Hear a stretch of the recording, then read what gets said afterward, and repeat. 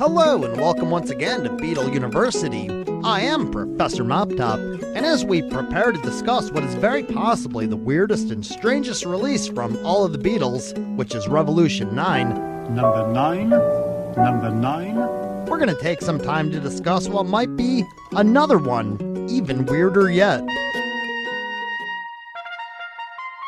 Beginning in early January of 1967, after doing a little bit of work on Penny Lane, the four Beatles spent a little bit of time making their own type of avant-garde music. David Vaughan was the designer who painted a psychedelic piano for Paul. When he delivered it, he asked Paul if the Beatles would want to record something for an event that he was promoting. McCartney enthusiastically agreed.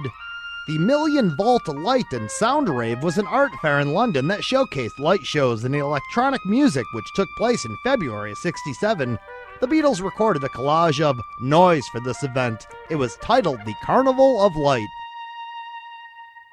They recorded an untitled instrumental, which is reported to feature distorted drums, guitars, and organs, a water gargling sound effect, and other, quote, indescribable sounds that were heavily echoed. There's also a manic tambourine and John and Paul screaming crazily and saying such unusual things as "You All Right," "Barcelona," and "Electricity." It's also said by the few that have been privileged enough to hear this piece of audio to sound a bit like Frank Zappa and the Mothers of Invention's Return of the Son of Monster Magnet from the 1966 Freakout double album, but not with so many drums.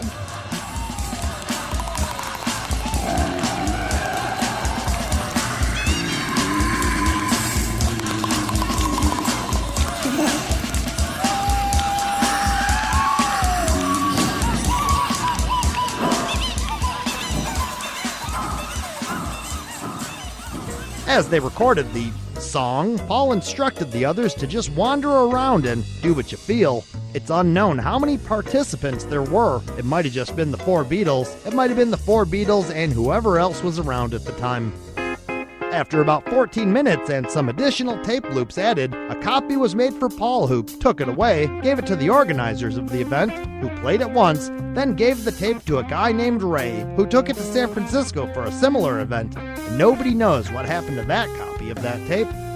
McCartney is said to have the master tape in his possession and has wanted to release it in the past, but that idea was rejected by George Harrison. George Martin called it forgettable, and Ringo seems to have forgotten about it. The Carnival of Light remains one of the most intriguing pieces of audio from the Beatles and beyond, and it's questionable if we should ever hear it at all. Perhaps we never should. And that moment of thought brings us to the end of another lesson here of Beatle U. Join me again next time as we continue to do our best to learn every possible Beatle fact about the Beatles, ever. Until then, class dismissed. I am Professor MOPTOP. 1, 2, 3, 4. A MOPTOP production. Very good.